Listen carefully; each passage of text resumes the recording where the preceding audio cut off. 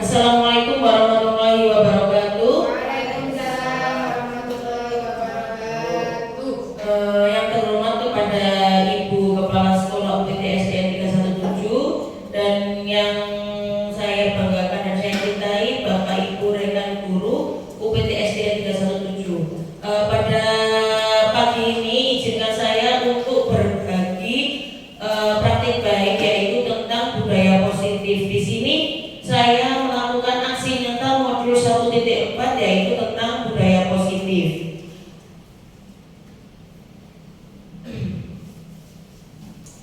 Budaya positif atau ekosistem positif itu berdasarkan pemikiran Ki Hajar Dewantara, yakni kita ambil contoh perbandingannya dengan hidup tumbuh-tumbuhan seorang petani. Jadi kita sebagai pendidik itu Bapak Ibu diibaratkan sebagai petani, di mana yang menanam padi misalnya hanya dapat menuntun tumbuhnya padi. Jadi kita itu menuntun murid kita dapat memperbaiki kondisi tanam, memelihara tanaman padi, memberi pupuk dan air. Jadi padi itu ibaratnya murid kita dan petani itu ibaratnya kita.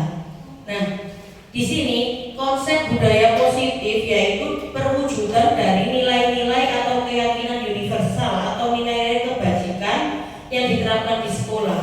Nah, di sini budaya positif itu diawali dengan perubahan paradigma atau pola pikir kita tentang teori kontrol.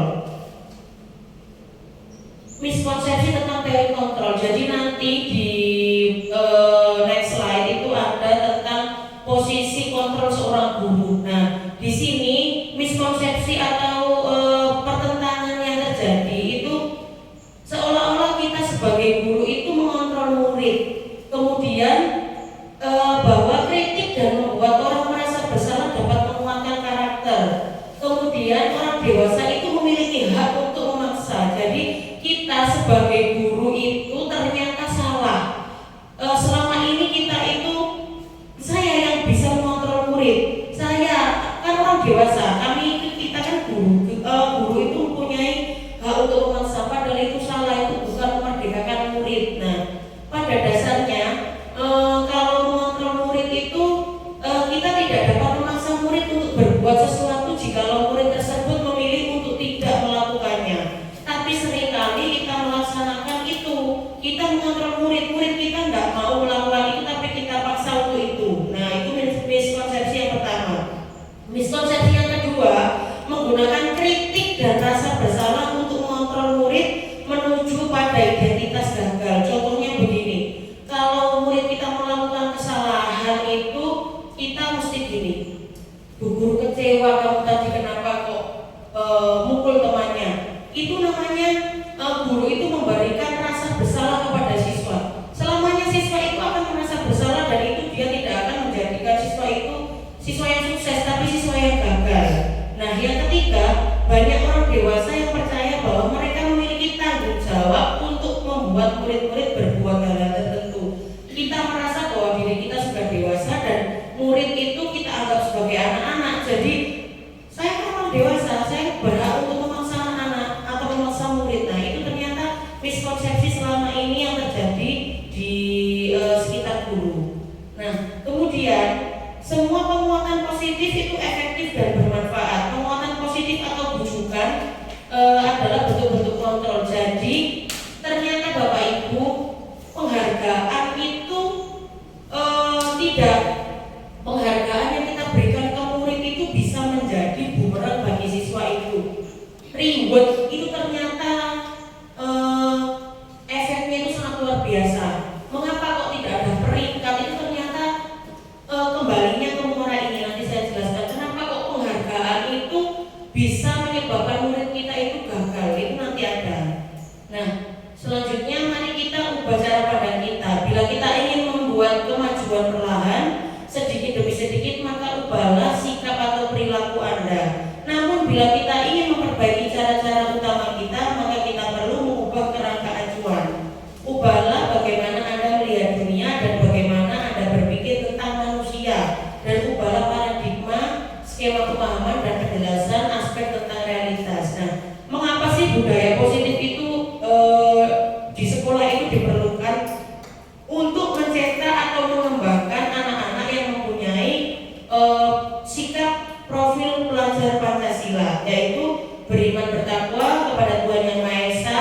mandiri, bernalar kritis, bergotong royong, berkebinekaan global dan kreatif. Nah, bagaimana cara kita untuk membangun budaya positif di sekolah? Yaitu yang pertama dengan menyediakan lingkungan yang positif dulu.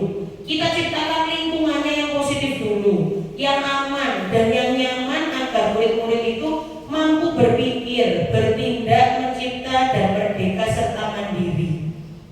Nah, ini membangun lingkungan yang positif itu dengan cara apa sih? Dengan cara peran guru. Kita sebagai guru harus bisa dan harus mampu membangun keyakinan atau visi sekolah. Keyakinan ini bisa keyakinan sekolah, Bu Cici, bisa tentang membangun keyakinan kelas, menyusun strategi serta menjalankan peran dengan paradigma baru. Sebentar.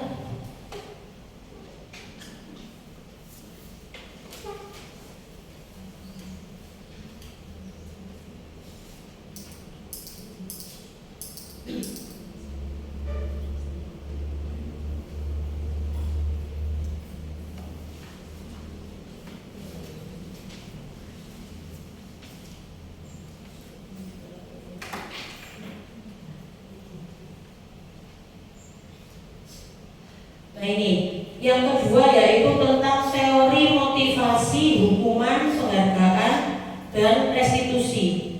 Nah, motivasi perilaku manusia itu dipengaruhi oleh tiga: motivasi dari luar, motivasi dari dalam. Nah, motivasi dari luar itu biasanya mereka itu melaksanakan itu karena untuk menghindari ketidaknyamanan atau hukuman. Jadi anak-anak berangkat sekolah pagi. Kenapa kok dia berangkat pagi? Nah, betul, takut dihukum. Itu kan berarti motivasi dari luar, takut dihukum. Kemudian yang kedua, motivasi eksternal untuk mendapatkan imbalan. Nah, ini yang imbalan tadi yang tentang penghargaan. Saya belajar rajin, nanti biar dapat ranking 1, biar ibuku memberikan sepeda. Biasanya kan ada yang bunda-bundanya seperti itu. Nah, jadi dia itu melakukan sesuatu karena adanya imbalan. Itu juga tidak boleh. Karena ada hukuman juga tidak boleh. Karena ada penghargaan itu juga tidak boleh. Jadi penghargaan dan hukuman itu ternyata sama-sama berbahaya. Yang kita alami kan gini, hukuman itu bisa mendisiplinkan siswa, penghargaan itu bisa mendisiplinkan siswa. Ternyata mindset kita, pola pikir kita itu salah terhadap itu. Ternyata seharusnya itu apa? Seharusnya itu dia melakukan sesuatu itu untuk dirinya sendiri, bisa merdeka dirinya sendiri, bisa merdeka untuk orang lain. Dengan cara apa? Jika melakukan kesalahan, dia mencari solusinya sendiri. Jadi guru itu hanya menuntun mereka untuk menemukan solusinya, seperti itu.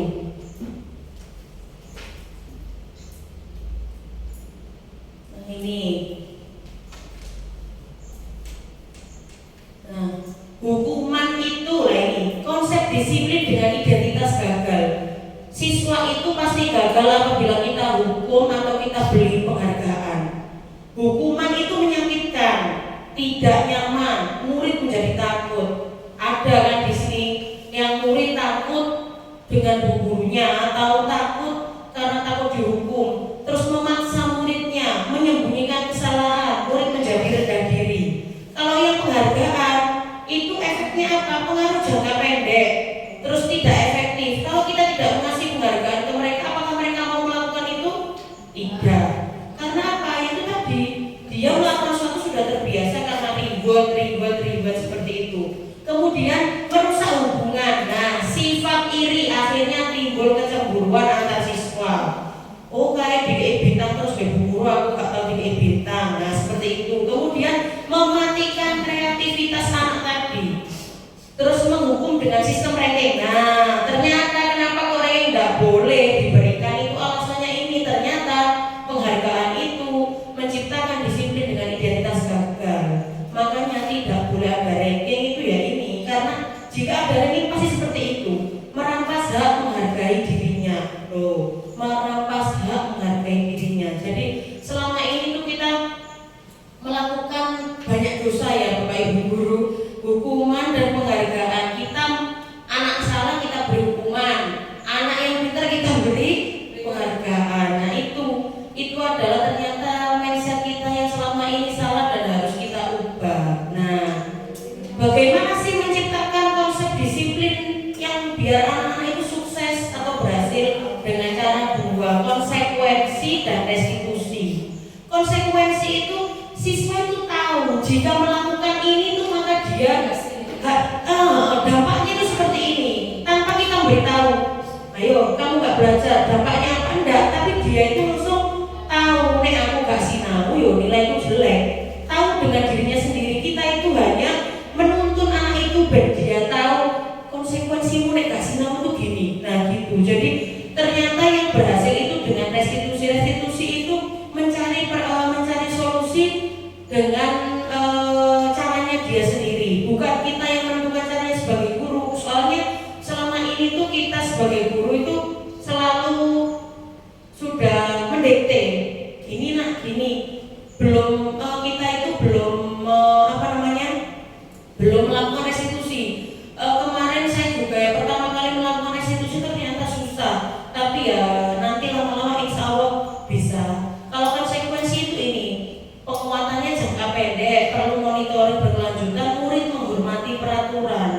Jadi dengan sendirinya anak itu peraturan yang dia buat itu dia taati sendiri seperti itu. Kehilangan waktu untuk merenungi kesalahan. Kemudian restitusi, murid bertanggung jawab untuk perilakunya, fokus pada pemecahan masalah jangka panjang. Murid menghormati dirinya dan orang lain. Teori kontrol, dirinya memegang kontrol, murid bersemangat memperbaiki diri. Jadi yang benar itu kita itu yang mengontrol diri kita itu siapa sih Bapak Ibu? Nah, yang mengontrol diri kita itu kan sudah diri kita sendiri. Nah itu kan seharusnya jenengan terapkan ke muridnya jenengan. Bukan jenengan yang mengontrol muridnya, tapi muridnya itu bisa mengontrol dirinya sendiri. Dia pengen opo, dia itu mau apa. Nah di budaya positif itu lebih ke situ Bapak Ibu. Nah lanjut. Nah ini apa isi restitusi tadi? Restitusi itu proses menciptakan kondisi bagi murid untuk memperbaiki kesalahan mereka sehingga mereka bisa kembali pada kelompok mereka dengan karakter yang lebih kuat. Jadi mencari jalannya sendiri. Nah, restitusi itu bukan untuk menebus kesalahan, namun belajar dari kesalahan. Restitusi itu bagaimana memperbaiki hubungan. Kita tawarkan, bukan kita paksa.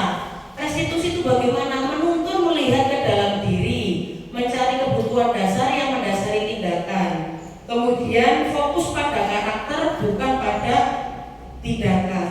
Nah, selanjutnya, nah ini contoh siswa tidak mengerjakan PR. Guru menghukum murid tersebut dengan berdiri selama 10 menit. Murid marah dan murid menjadi takut. Itu berarti kan guru memberi hukuman.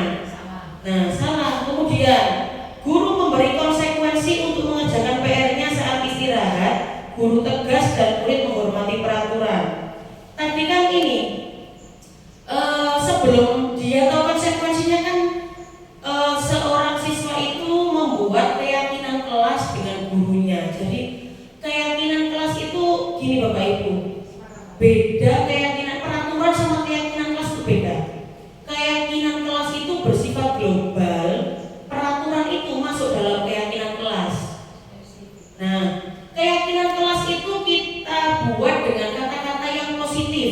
Contoh, di kelas 5 kita harus saling menghormati. Itu keyakinan kelas.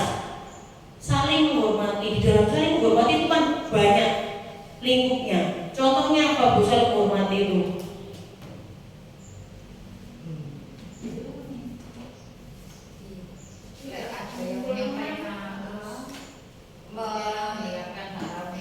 Nah betul. Terus di dalam kelas 5 kita ingin kelas 5 menjadi nyaman. Berarti di dalamnya itu harus bagaimana? Gak ada tukaran. Nyaman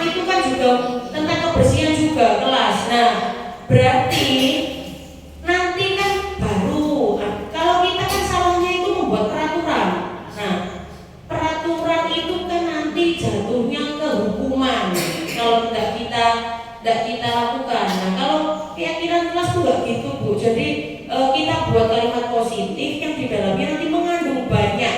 Kita kelas 5 menjadi nyaman. Nyaman itu kan banyak global. Jika ada anak misal buang sampah, ayo apakah itu nyaman di kelas kamu? Tidak. Sesuai tidak sama keyakinan kelasmu yang telah kamu buat bersama teman-teman? Tidak loh. Dia kan tahu bahwa tanpa kita nulis tidak boleh membuang sampah, siswa itu sudah mampu, sudah tahu bahwa membuang sampah itu berlawanan dengan keyakinan kelas yang dia buat, seperti itu. Terus, nah ini tentang keyakinan kelas tadi. Nah ini mengapa tidak peraturan saja? Mengapa kok harus keyakinan kelas? Nah, mengapa sih? Sekarang saya tanya. Mengapa kita memiliki peraturan harus menggunakan helm bila mengendarai kendaraan roda 2? Nah, keselamatan, keamanan. Lanjut. Mengapa kita memiliki peraturan 3M menggunakan masker, mencuci tangan dan menjaga jarak? Nah, kesehatan. Lanjut. Mengapa kita memiliki peraturan harus datang tepat waktu pada saat mengikuti pelatihan? Nah, yang panjenengan sebutkan keamanan, kenyamanan, disiplin itu adalah nilai kebajikan. Nilai kebajikan itu yang kita gunakan untuk menyusun keyakinan kelas.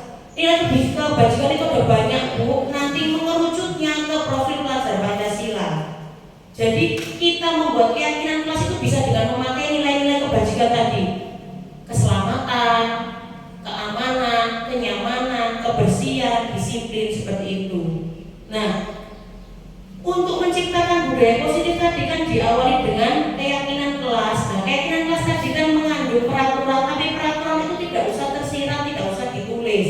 Cukup dengan keyakinan kelas saja, siswa itu pasti sudah tahu, oh peraturan itu bagaimana. Kemudian muncullah lingkungan yang positif, kemudian tumbuhlah budaya positif. Bedanya lingkungan positif dan budaya positif itu apa Bu?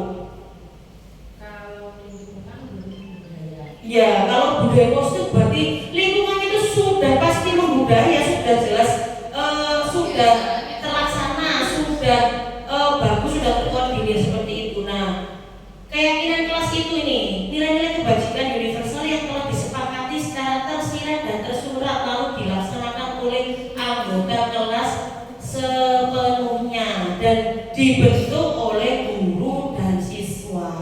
Jadi kita itu sebenarnya Bapak Ibu setiap tahun ajaran baru mulai ngajar itu kita sebenarnya harus membuat keyakinan kelas dulu, kesepakatan antara kita dan murid. Jadi bukan piket pada tepat waktunya gini-gini, tidak. Cukup membuat keyakinan kelas dengan kata-kata yang positif atau kalimat positif seperti tadi. Nanti itu yang kita tempel di mana? Di depan. Nah, setiap anak kelas misalkan cukup gini saja. Coba kamu baca keyakinan kelas yang telah kamu buat. Apa? Nah, sesuai tidak sama yang kamu lakukan? Itu kan sudah kamu sepakati. Nah, jadi kembalikan seperti itu karena kan mereka yang buat. Kita kan tinggal mengiring. Kalau kita yang buat, mereka yang melaksanakan, pasti mereka terpaksa. Tapi kalau muridnya yang buat, tidak ada paksaan, pasti mereka akan sadar dan hatinya akan tergerakkan. Nah ini prosedur pembentukan keyakinan kelas yang pertama, mempersilahkan warga sekolah atau murid di kelas bercurah pendapat tentang peraturan yang perlu disepakati. Yang kedua, mencatat masukan para murid di papan tulis. Setelah itu susunlah keyakinan kelas sesuai prosedur. Pembentukan keyakinan kelas itu dengan menggunakan kalimat yang negatif menjadi positif. Nah lanjut, tinjau kembali curah pendapat anak-anak, kemudian tinjau ulang keyakinan secara bersama-sama. Maka semua warga kelas diajak untuk menyetujui dan menandatangani itu. Jadi mereka itu merasa memiliki bahwa yang membuat keyakinan kelas itu dia, bukan gurunya. Nah, kemudian keyakinan kelas itu selanjutnya diletakkan di dinding kelas yang mudah dilihat oleh anak-anak. Kalau jenengan buat terus gak sampai tempel, yo gak akan terlihat. Kalau terlihat kan anak itu pasti ingat, oh iya keyakinan kelasku ini gitu. Lanjut. Nah ini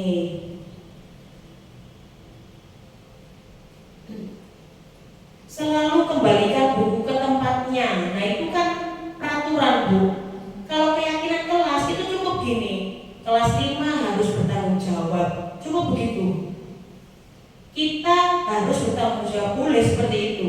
Dilarang mengganggu orang lain, nah itu kan peraturan. Nah kalau keyakinan kelas lebih dengan kata menghormati orang lain. Kita harus saling menghormati orang lain. Jadi kalimatnya itu bukan kalimat dilarang, jangan begitu enggak. Jadi lebih ke ini langsung tanggung jawab, menghormati keselamatan. Nah, dari mana sih Bu kata-kata menghormati keselamatan? Dari nilai kebajikan. Nilai kebajikan itu yang mana Bu? Ini sebentar. Nilai kebajikan. Nah, nilai kebajikan itu ada banyak Bu. Peduli, rajin, integritas, rasa hormat, percaya diri, komitmen, kebersihan, kesantunan, keadilan loh.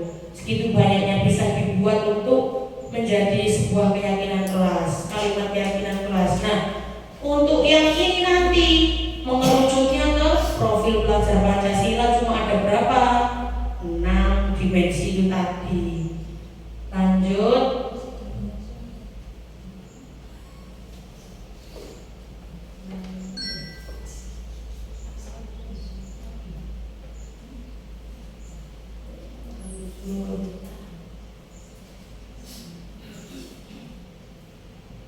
Nah ini, bila di sekolah Anda tidak ada aturan yang memberikan surat teguran bagi guru yang sering datang terlambat, atau tidak ada atasan yang memberikan Anda penghargaan menjadi karyawan terbaik karena sering tepat waktu, apakah Anda akan datang tepat waktu untuk mengajar murid-murid Anda? Nah, kalau kita itu melaksanakannya gara-gara ini surat teguran, berarti itu kan ada apa?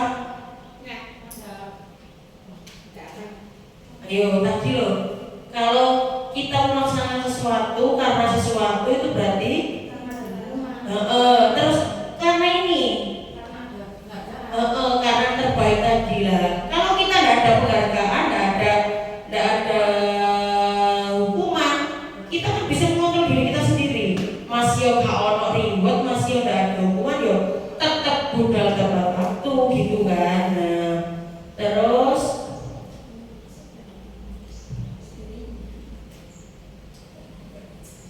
tadi sudah. Nah ini selalu kembalikan buku ke tempatnya. Tadi apa Bu keyakinan kelasnya tadi? Tanggung jawab. Dilarang mengganggu orang lain. Hadir di sekolah 15 menit sebelum pembelajaran dimulai. Dilarang melakukan kekerasan.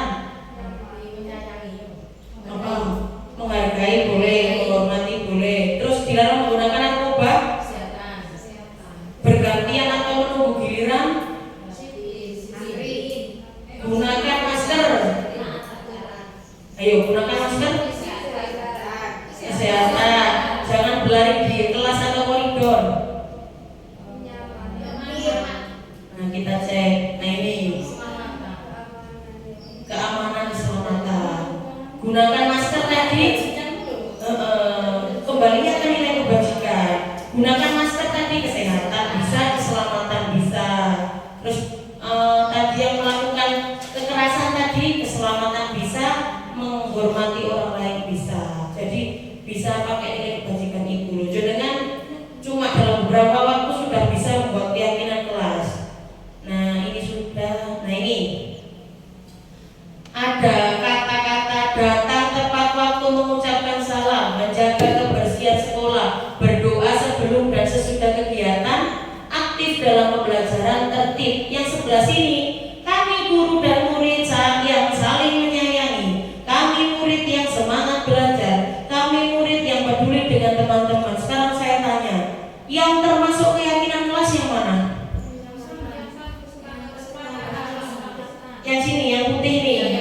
bukan yang hijau. Bukan. Nah betul, berarti sama harus ngerti mana itu yang peraturan dan mana itu yang keyakinan kelas. Nah keyakinan kelas cukup seperti ini saja loh. 3 kalimat ini sudah bisa menyatup itu. Kalimat yang positif yang kembalinya ke nilai kebajikan tadi. Terus ini tadi sudah dihukum oleh penghargaan. Nah ini ternyata Bapak Ibu, murid itu mempunyai, nggak hanya murid sih, kita juga manusia itu mempunyai 5 kebutuhan dasar. Jika kebutuhan dasar itu tercukupi, maka dia itu bisa tumbuh dengan seimbang, nyaman dan bahagia. Tapi jika salah satu saja kebutuhan ini tidak terpenuhi, maka dia pasti akan pokoknya nggak balance.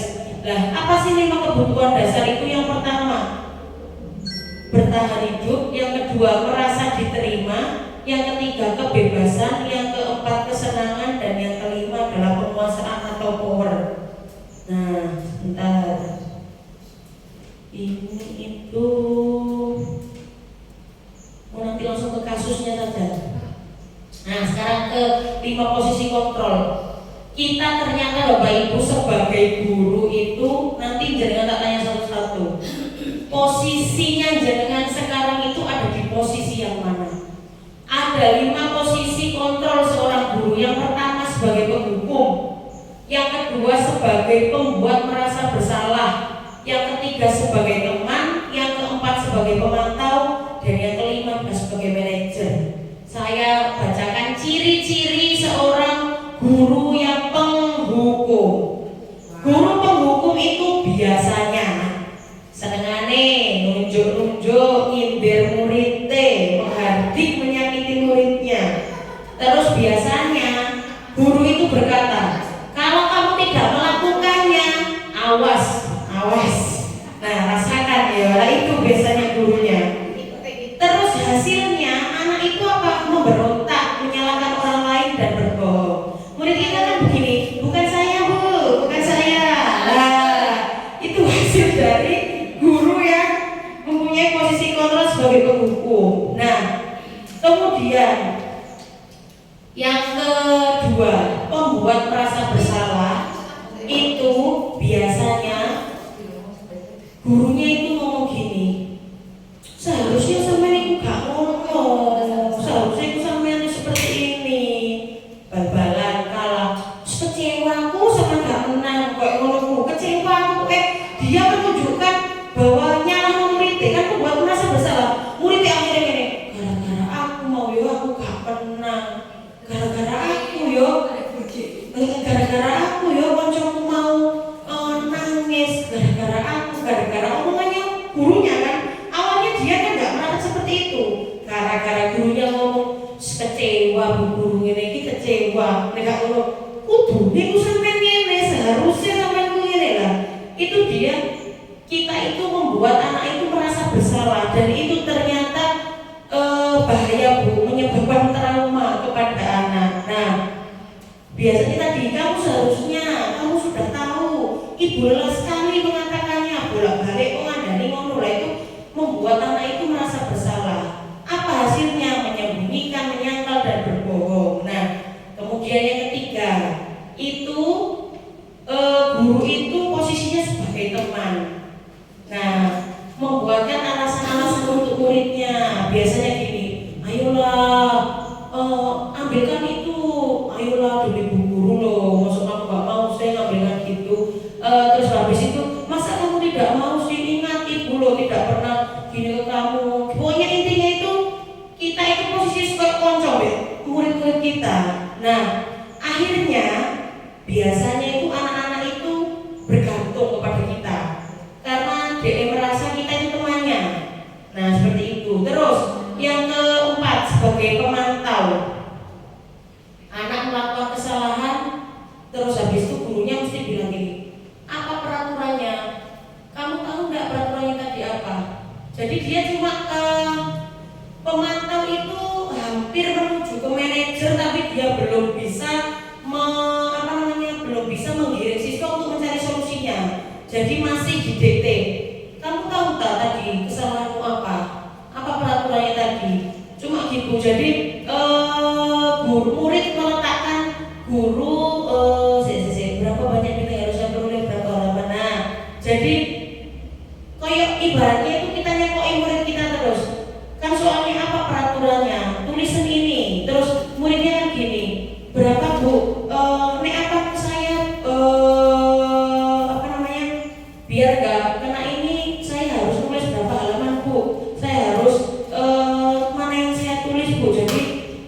menitik beratkan kepada sanksi atau hadiah untuk dirinya kalau pemantau. Nah, kalau yang sebagai manajer itu biasanya lebih ke tanya ke anaknya.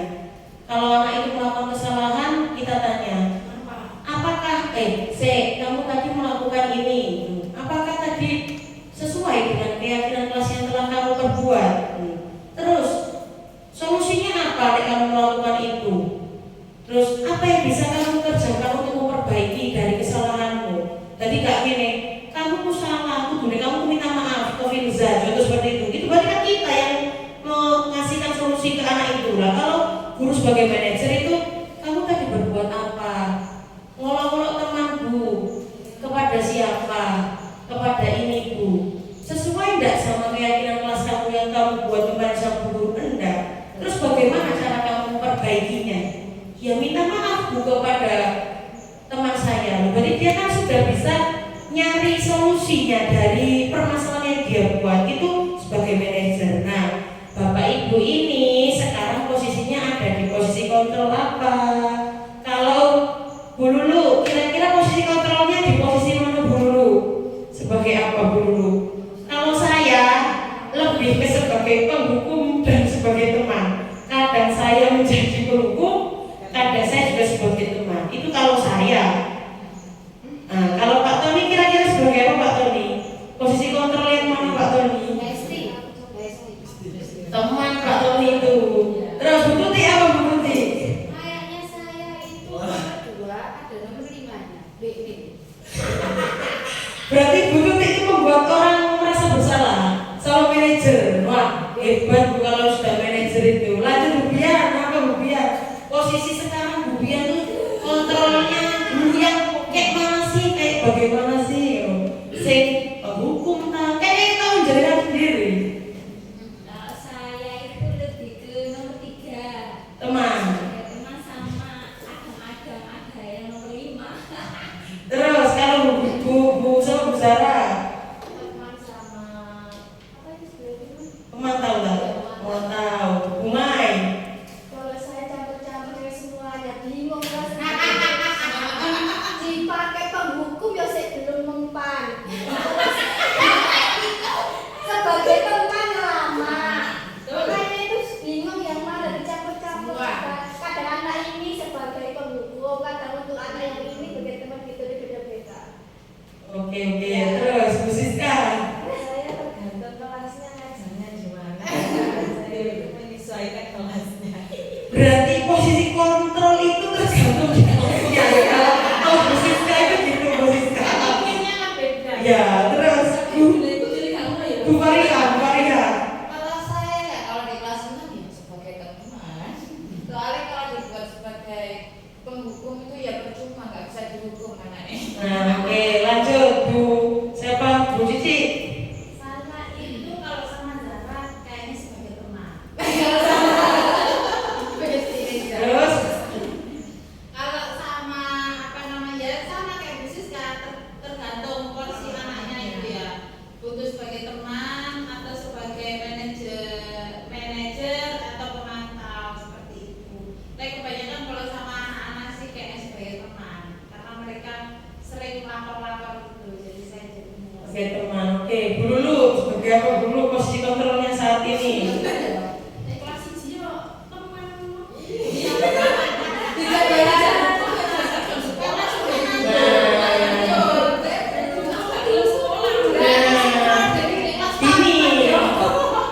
Bapak Ibu, kita itu seharusnya semua guru itu seharusnya berada di posisi manajer. Posisi manajer itu adalah posisi yang paling bagus. Jika kita masih di penghukum, yuk piye caranya kita harus menjadi manajer. Kalau kita menjadi teman, yuk piye caranya urutannya itu yang paling bawah itu penghukum Bu.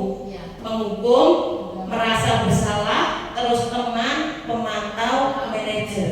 Nek panjenengan itu sudah sampai ke manajer, itu mantap. Seharusnya kita semua di kelas manapun, di kelas berapapun itu harusnya manajer. Manajemen pasti awalnya bertanya dulu siapa tadi yang salah, terus setelah itu Nah, betul. Kita itu tadi loh, belum kulina.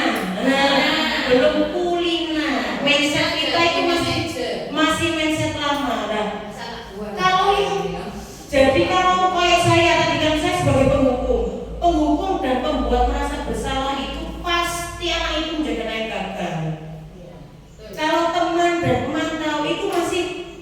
jelas berhasil Bu, masih bagus. Maksudnya kalau panjenengan itu di posisi teman-teman itu masih kadarnya gitu tingkatan nomor 2 lah. Kalau sudah di manajer itu berhasil Bu, berarti muridnya sudah bisa mengontrol dirinya sendiri. Kalau penghukum kan kontrol dari luar. Kalau yang sama teman dan pemantau juga dari luar. Tapi kalau yang ini manajer sudah dari dirinya sendiri, siswa itu bisa mengontrol dirinya sendiri. Jadi kita itu harus belajar pada posisi manajer. Gitu. Jadi kita harus di posisi manajer.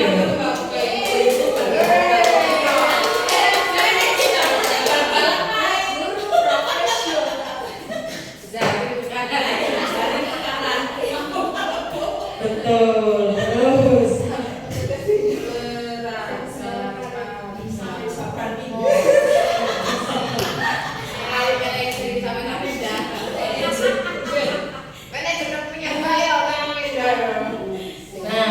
kembali tadi kan masih kontrol, saya kembali ke kebutuhan dasar manusia tadi ada 5. Yang pertama bertahan hidup.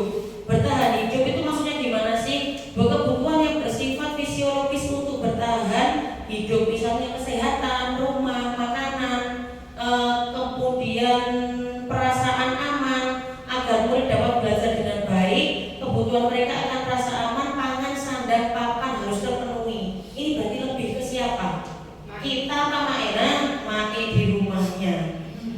Jika di sekolah dia belum sarapan dari rumah, maka kan kebutuhan manusia bertahan hidupnya kan nggak terpenuhi. Oleh sebab itu ketika dia belajar di sekolah pasti nggak konsentrasi. Nah itu pasti ada sebab dan akibatnya. Selanjutnya yang kedua, ini bagaimana mungkin mereka dapat belajar dengan baik bila mereka datang ke sekolah dengan perut yang lapar? Ya bilang harus sarapan Bunda gitu.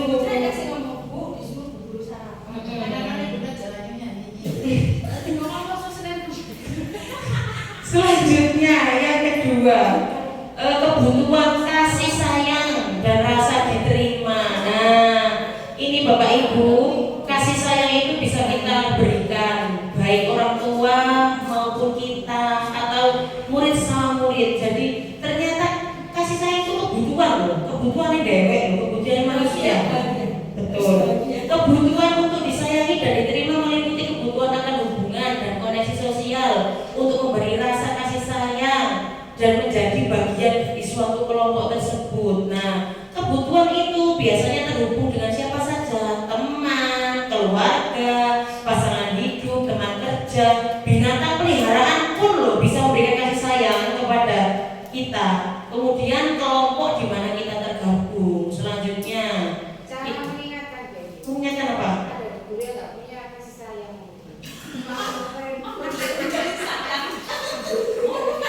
Yang beda cici.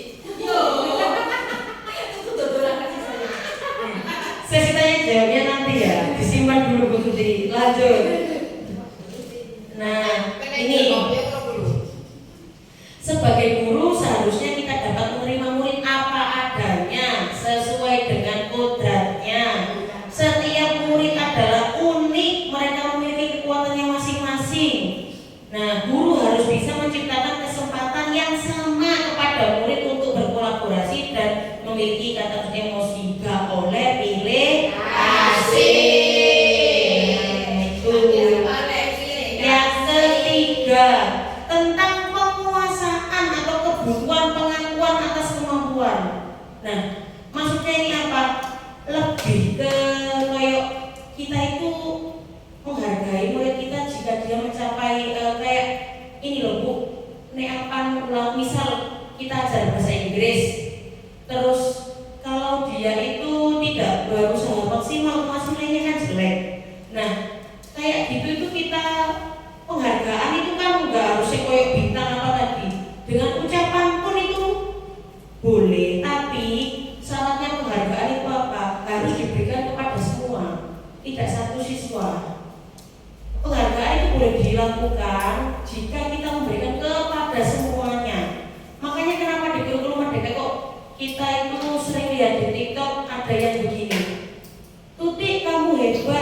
Putih adalah anak yang disiplin. Bian hebat, Bian adalah anak yang suka bersih-bersih, punya predikat sendiri-sendiri. Jadi yang dikasih bukan hanya siapa Lulu, Cici sama Maria, ranking 1, 2, 3, enggak. Semuanya punya predikat sendiri-sendiri, punya kan tadi unik tadi. Nah, kebutuhan ini meliputi keinginan untuk dianggap berharga, bisa membuat perbedaan dan bisa membuat pencapaian. Kemudian lanjut.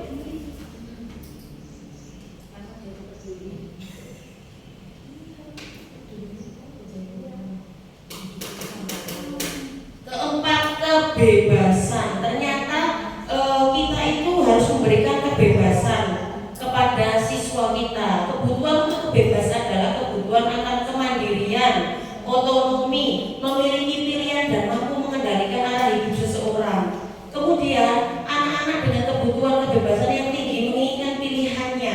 Mereka perlu banyak bergerak, suka mencoba, tidak terpengaruh dengan orang lain, dan mereka suka mencoba hal baru dan menarik.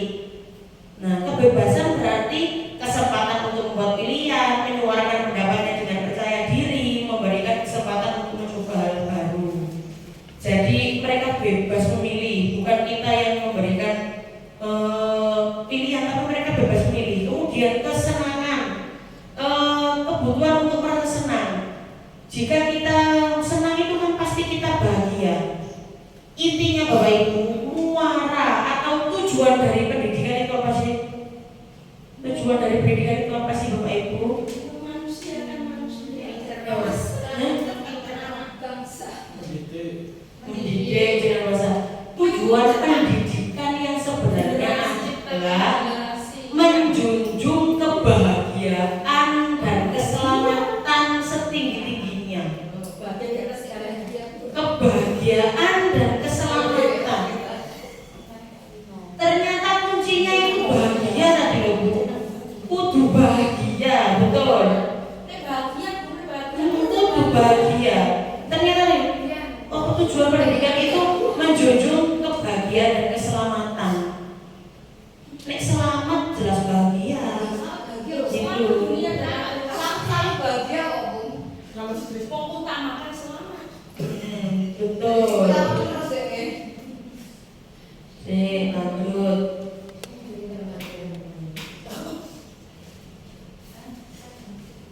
Nah, lanjut ke restitusi. Sekarang ke segitiga restitusi. Nah, kenapa kok disebut segitiga? Karena mempunyai 3 sisi atau 3 tahapan. Yang pertama yaitu menstabilkan identitas, yang kedua validasi tindakan, yang kedua validasi tindakan yang salah, yang ketiga menanyakan keyakinan. Sekarang saya beritahu gini, 3 langkah ini apakah boleh dibolak-balik? Boleh. Misal aku nomor 3 sih, terus lagi nomor 2 ya cici, apa nomor 2 sih, lagi nomor cici, lagi nomor 2, apa aku urut 1, 2, 3? Boleh. Oh, segitiga urut.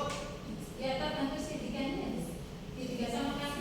Tapi iya segitiga bisa kamu ada. Nah ini berarti bodisi. Kita ya guys. Nah. Segitiganya berarti bodisi. Kalau segitiga restitusi ini Bapak Ibu ya, boleh dilaksanakan saat panjenengan. Betul. Jadi untuk mencari solusi atas masalahnya anak tadi itu kita melalui 3 tahapan ini, dan itu bisa dibolak-balik, bisa validasi dulu, bisa menstabilkan dulu, bisa menanyakan keyakinan. Maksudnya apa sih Bu? Menanyakan keyakinan itu dan sebagainya ini. Nah, entar. Guys, proses stabil. Nah ini gambar segitiga restitusi, menstabilkan identitas, menanyakan keyakinan, validasi tindakan yang salah. Nah ketika guru itu salah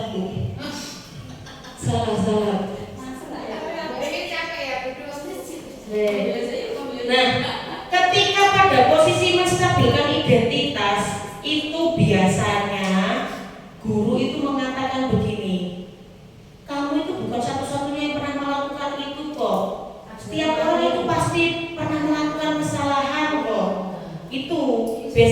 guru itu ngomong nih pas saya menstabilkan identitasnya anak-anak.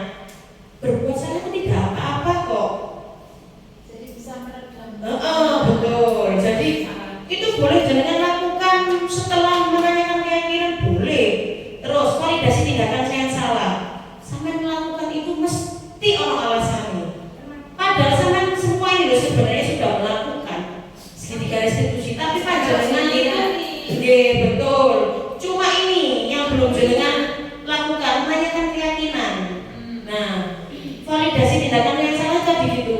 Kamu pasti pernah, kamu melakukan ini pasti ada alasannya. Apa sih alasannya? Nah, itu memvalidasi tindakan anak yang salah. Kemudian, apakah ada cara yang lebih efektif untuk mendapatkan apa yang kamu butuhkan? Contohnya gini, kamu melakukan kesalahan itu tadi, terus cara memperbaikinya itu gimana sih? Itu masuk ke validasi tindakan yang salah.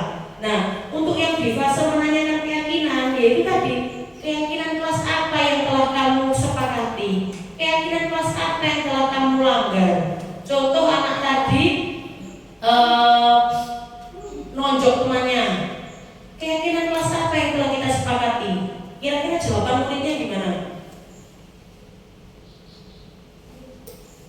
Anak itu membuat kesalahan nonjok temannya. Bu Cici nonjok Bu Rika, ya. Bu Cici nonjok Bu Rika. Contoh ini murid. Cici nonjok Rika. Yang saya panggil ke kantor Cici apa Rika?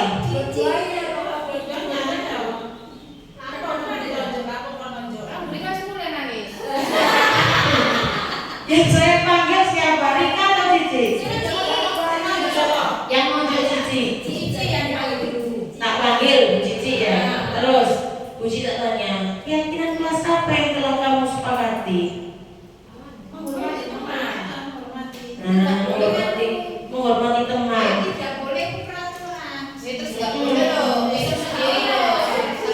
Terus Cici, kamu itu ingin menjadi orang seperti apa sih? Nah, baik penyayang kembali ke keyakinan kelas. Nah, itu gitu. Jadi digiringnya itu ke keyakinan kelas yang telah mereka. Betul. Nanti ini ada ininya loh, ada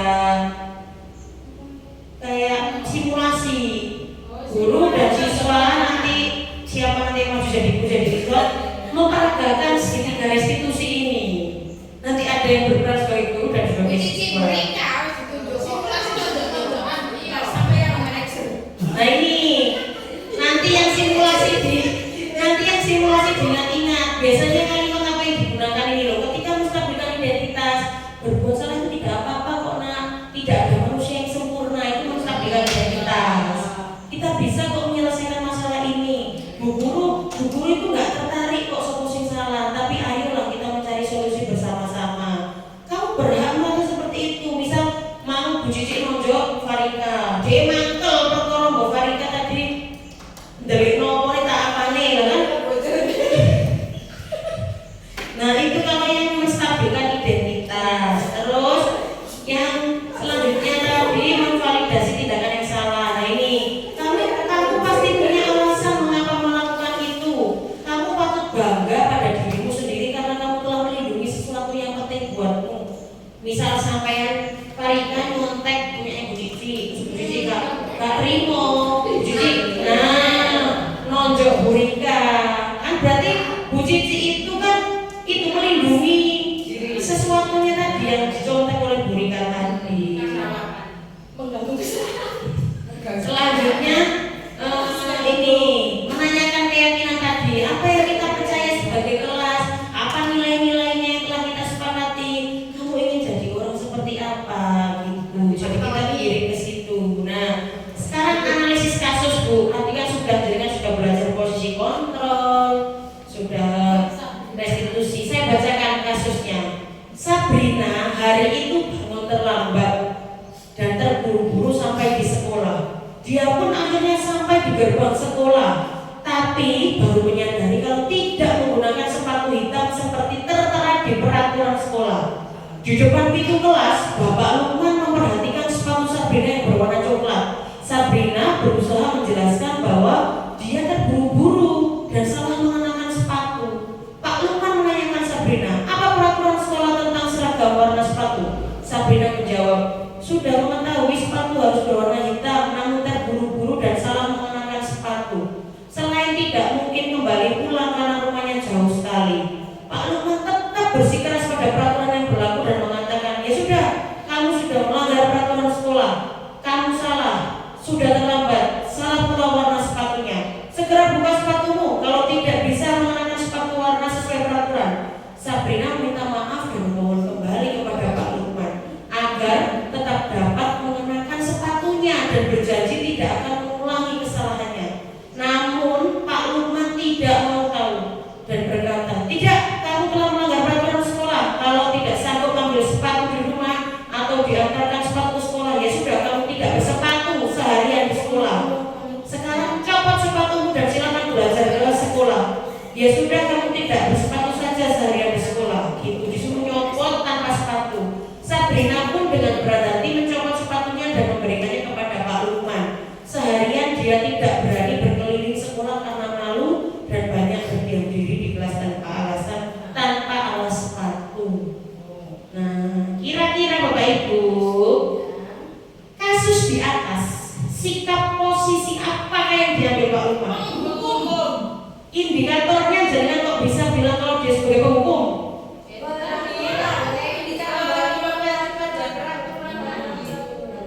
Terus bertelanjang kita dia. Nah, betul. Iya, monggo. Selanjutnya, bila Bapak Lukman mengambil posisi seorang manajer, sekarang Pak Lukman diposisikan sebagai manajer. Apa sih yang seharusnya dikatakan oleh Pak Lukman kepada Sabrina?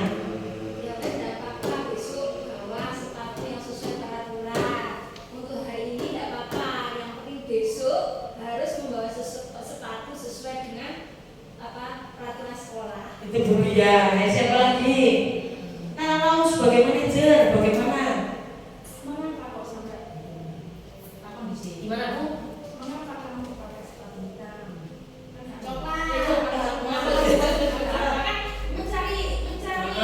Lanjut, apa lagi?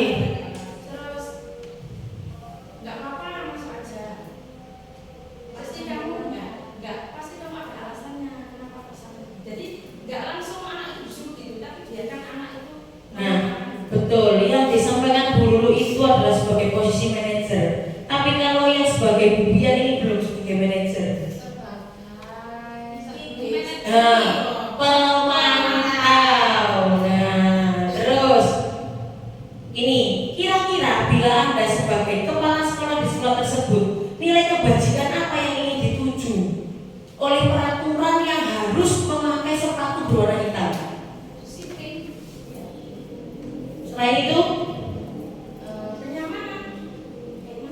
kan harus berwarna hitam kabeh podo sasekolahan. Berarti nilai kebajikan apa? Boleh keserasian apa lagi? Ada. Boleh. Kalau yang bersama sahabat Iko,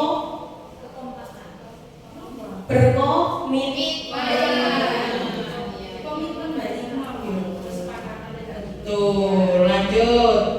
Kasus kedua, Anto dan Gino sedang bermain bersama di lapangan basket dan tiba-tiba terlibat dalam sebuah pertengkaran adu mulut. Gino pun menjadi emosi dan mengadakan kontak fisik, menarik kemeja Anto dengan kasar sampai 3 kancingnya terlepas. Pada saat itu guru piket langsung melerai mereka dan membawa mereka ke ruang kepala sekolah. Ibu Suti sebagai kepala sekolah berupaya menenangkan keduanya, terutama Gino. Gino, sepertinya kamu saat ini sedang marah sekali. Mendengar itu, Gino pun mulai bercerita tentang kekesalan hatinya. Ibu Suti pun melanjutkan bahwa membuat kesalahan adalah hal yang manusiawi dan bahwa mempertahankan diri adalah hal yang penting. Namun, meminta Gino memikirkan cara lain yang mungkin lebih efektif karena saat ini Gino berada di ruang kepala sekolah. Nah, Ibu Suti melanjutkan bertanya tentang keyakinan sekolah yang disepakati serta apakah Gino bersedia memperbaiki kesalahan yang telah dilakukan terhadap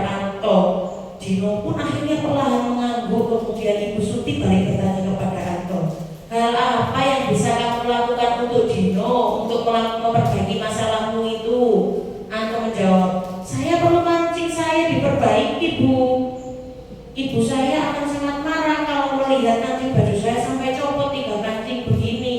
Ibu Suti pun kembali bertanya kepada Dino, apakah yang akan dia lakukan untuk menggantikan 3 kancing baju yang terlepas? Nah, Dino pun berpikir sejenak dan menjawab, wah tidak tahu Bu, saya lem kembali mungkin ya Bu. Ibu Suti berpikir sebentar dan menanggapi, kalau dilem kan ya udah terlepas kembali Dino. Bagaimana kalau kamu menjahitkan saja? Bersediakah kamu? Dino tampak ragu-ragu dan menanggapi, menjahit? Mana saya tahu bagaimana menjahit Bu. Ibu Suti meneruskan, apakah kamu bersedia belajar menjahit? Dino berpikir sejenak, memandang ke meja Anto dan menanggapi, yang mengajari saya siapa Bu? Dengan cepat Ibu Suti menjawab, Pak Irfan, guru tata busana. Dino kembali diam sejenak memandang ke meja Anto yang tanpa kancing. Akhirnya Dino mengangguk, tanda menyetujui, dan sepanjang siang itu Dino belajar menjahit dan memperbaiki kemeja Anto. Terakhir kali terlihat kedua anak laki-laki tersebut, Dino dan Anto pada jam pulang sekolah mereka sudah bercengkrama dan bersenda gurau. Nah, pada kasus Dino dan Anto ini Bapak Ibu, kira-kira posisi kontrol apa yang telah dilakukan Ibu Suti? Nah, betul, manajer. Kenapa kok panjenengan bisa berkesimpulan seperti itu?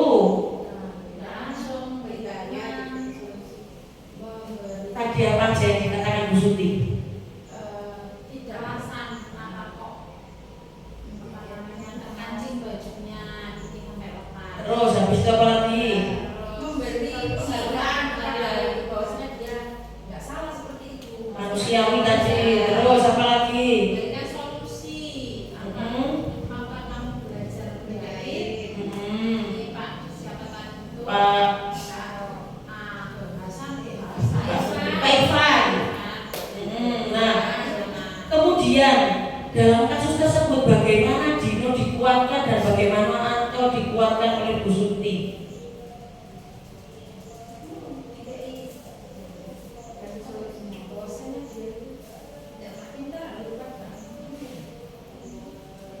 Dino dan Anto dikuatkan oleh Bu Suti.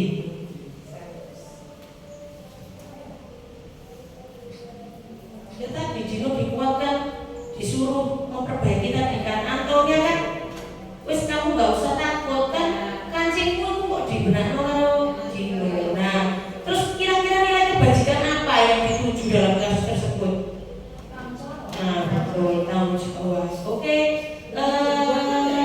terima kasih, salam dan bahagia. Sekarang masuk ke tanya jawab. Oh, nanti kakak sudah sebelahnya. Tanya jawab dulu. Dua penanya boleh, 3 penanya boleh. Bagaimana mau loh Bu? Ya. Cara mengingatkan kepada Maju-maju. teman guru makan sebelah. Untuk memenuhi rasa Kasih sayang ya. Terima kasih Bu Emil. Saya mau tanya, gimana cara kita mengingatkan kepada sesama teman guru yang mana itu menurut saya bu gurunya itu kurang memiliki kasih sayang. Biar bu guru itu punya kasih sayang, itu bagaimana? Kita sesama teman untuk mengingatkan atau piye yo? Nah, itulah pokoknya. Terima kasih. Dari Oke, terima kasih Bu Tuti. Bu Tuti tadi itu bertanya bagaimana untuk memenuhi kebutuhan rasa kasih sayang atau rasa diterima. Kita itu sebagai guru harus memberikan rasa itu dulu kepada murid agar muridnya juga terpenuhi. Gurunya saja tidak terpenuhi, otomatis siswanya ya tidak terpenuhi. Kan seperti itu Bu Tuti ya, betul. Kalau menurut saya, kita sebagai rekan sejawat juga harus memberikan rasa kasih sayang kepadanya, kepada yang bersangkutan yang tidak memiliki rasa kasih sayang. Nah, kalau itu Bu, jadi yang pertama itu kan harus menciptakan lingkungannya dulu. Kalau kita rekan sejawatnya saling menyayangi, saling disayang, insya Allah orang itu akan bergerakkan. Saya sudah menyayangi tapi kasih sayang tidak diterima. Kasih sayang saya. Aku ngerti wong. Setelah saya tidak diterima, jadi betul Bu Tuti, sebelum kita itu memberikan kasih sayang kepada murid, kan tadi kebutuhan muridnya harus terpenuhi, beliaunya sendiri itu tidak terpenuhi, kebutuhan dasarnya dia tidak terpenuhi, ya maka muridnya tidak akan terpenuhi rasa kasih sayangnya. Saya tak kasih sayang Bu, tapi kasih sayang saya tidak diterima. Terus dikasih terus Bu, kita sebagai rekan sejawat harus saling menyayangi Bu. Terus rasa sayang tadi kan gak hanya berasal dari kita, di rumah juga harus dia dapat kasih sayang. Terus di rumah dengan teman tadi kita sudah memenuhi rasa kasih sayang kepada beliau, tapi di rumahnya tidak terpenuhi, ya otomatis di sini bisa juga tidak terpenuhi, kurang itu. Dan porsi kasih sayangnya mungkin beda takarannya Bu Cici. Kita butuh kasih sayangnya itu separuh, beliau mungkin minta penuh. Karena ada yang seperti itu, kita cukup, oh kadar rasa sayang kita cukup segini. Bu Cici, oh pengen gak sayang saat ini, beliau mungkin harus penuh. Nah kita kan sebagai rekan sejawat kan, ya harus penuh Bu Guru. Itu. Selanjutnya kita praktekkan sedikit restitusi. Siapa yang maju sebagai guru dan sebagai siswa?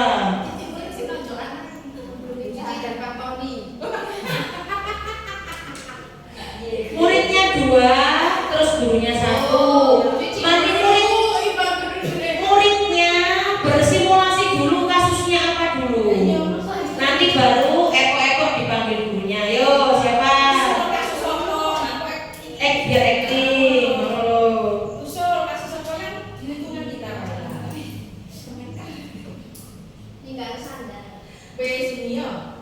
Ayo Bapak.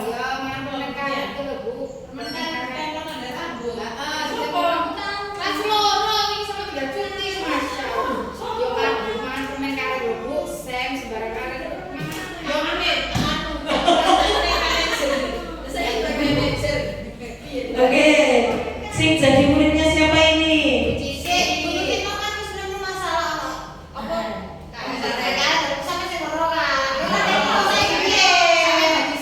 Ya betul, Bu Tuti dan Pak Tony. Nanti dulu ya. Loh, Bu Cici kan nanti tinggal mempraktekkan sedikit restitusinya. Ayo, yang jadi korban siapa? Yang jadi korban Pak Tony. Yang jadi pelakunya. Dari kamu nanti maju ke depan Bu Tuti dan Pak Tony. Ya, ayo.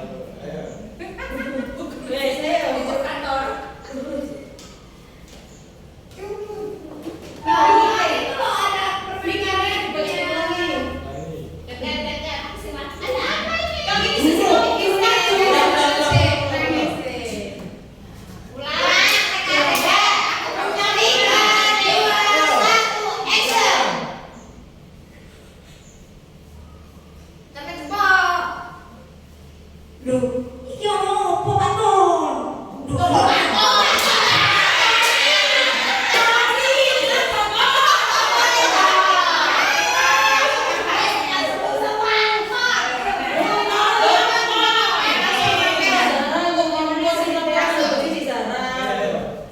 Loh, iki ono Paton. Kok kukulet ngene to? Gerak.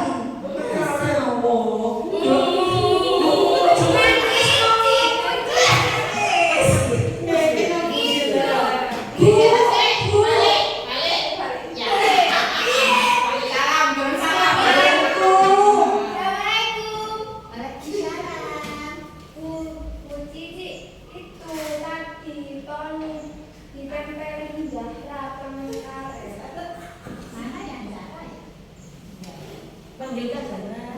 Oh iya. Tolong panggilin Zara sekarang. Tuti kan? Tuti.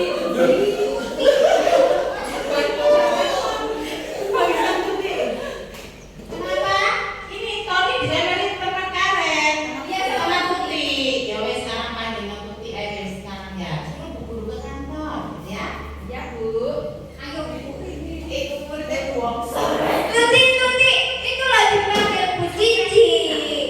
Cici kan? Ayo, guru. Jadi dihukum kan?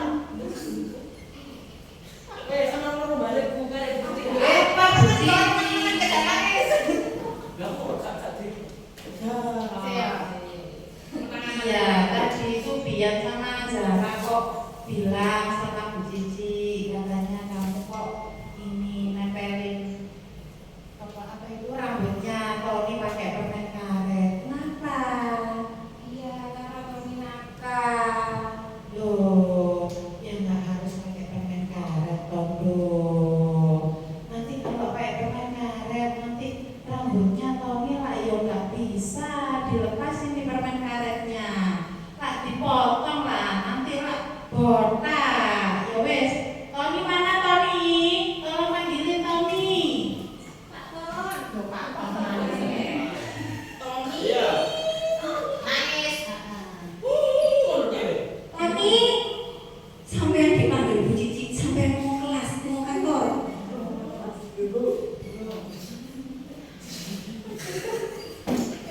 Anak ganteng lah, kok rambutnya kok ngene to, Cung?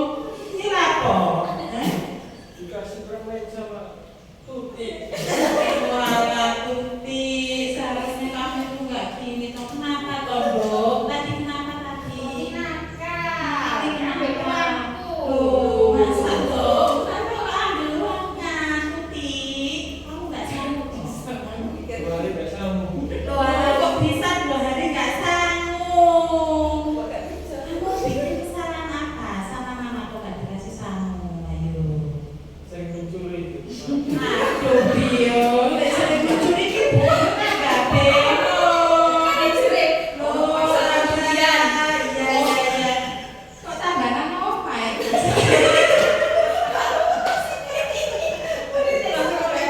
Ya wes Tuti, seharusnya kalau Tony lagi bikin kesalahan, itu jangan langsung dikasih permen karet lah, ya kasihan ini. Nanti kepalanya botak, ini kalau ngilangnya gimana ini? Pakai minyak gas? Ya orang mungkin bisa. Gondol. Ya wes kalau nanti gini Bu Cici ya, biar nanti kalau pulang kamu nggak nempel permen karetnya di sini ya. Ya wes gini Tuti, kalian itu berteman satu kelas ya, nggak boleh berantem, nggak boleh nakal-nakalin gini ya. Ya sekarang berteman aja, minta maaf kalian. Ya, Tony ya jangan gitu itu. Ya gini sama minta maaf kok ya. Sudah dimaafin Kak. Ya besok nggak boleh bikin kesalahan ya. Ya, sama teman harus saling menyayangi, saling menghormati. Ya, mantap saiki.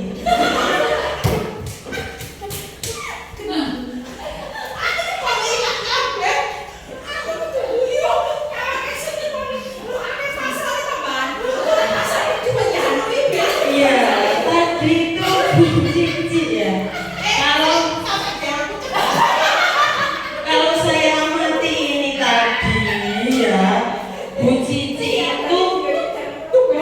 masih pada posisi pemantau kalau menurut saya. Restitusinya belum, karena tadi Bu Syuk mengatakan gini ya, wes nanti Bu Guru yang membersihkan rambutnya. Padahal seharusnya Bu Tutik seharusnya Tutik itu sudah sadar. Ayo, rambutnya tadi kan ketempelan karet, terus apa yang harus kamu lakukan? Tadi masih gurunya yang nanti dibersihkan butuh Bu siapa? Bu Cici.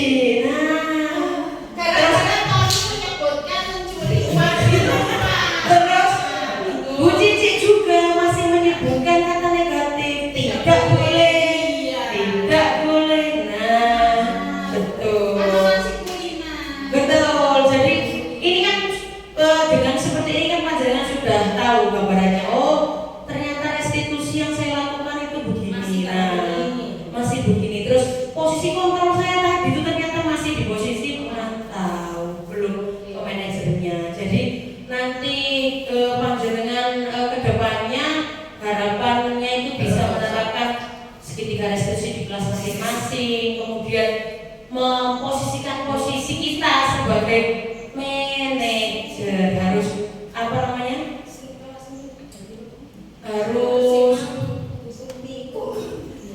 ya seharusnya tadi Bu Cici mengarahkan Tuti untuk gimana caranya biar rambutnya Tony tadi bersih seperti itu. Seperti arek langsung dikei sing solusi lho. Bukan anaknya kita solusi, tapi kita hanya menggiring anaknya. Kalau sampai tadi misal Bu Cici bilang gini, Tuti nanti kamu bersihkan rambutnya Tony, apakah itu sudah ke restitusi? Belum. Harusnya itu gurunya hanya memancing dengan pertanyaan, hanya dengan pertanyaan. Tuh, terus rambutnya Tony kan kena permen. Apa yang harus kamu lakukan? Kan dia mikir sendiri. Apa yang harus lakukan? Tak kremasi Bu lah. Seperti itu dia bisa mencari solusi sendiri. Bukan terus Bu Cici ngomong gini. Tuti habis ini kremasi Tony. Itu berarti kan solusinya dari guru. Bukan dari solusi dari cuma Bu Cici tadi kan enggak itu betul tidak melakukan ini apa galian dan pertanyaan, tapi Bu Cici sudah memberikan solusinya. Jadi seharusnya itu Bu Cici memberikan pertanyaan yang mana itu anak itu nanti bisa memunculkan solusinya atas permasalahan tadi. Jadi begitu Bapak Ibu. Sudah jam? Sudah jam? Setengah 12. Tadi mulainya jam? Berarti sudah 1 jam. Lihat dulu Bu Siska sudah 1 jam belum rekamannya? Sudah. Oke, Bapak Ibu, saya akhiri untuk kegiatan hari ini. Nanti akan kita terbitkan sertifikat Kombel tentang budaya positif. Jadi nanti insya Allah kalau nggak 3 hari lagi lah kita nanti mengeluarkan sertifikat kegiatan budaya positif. Semoga hari ini ilmu yang telah kita terima menjadi ilmu yang bermanfaat, yang bisa kita terapkan kepada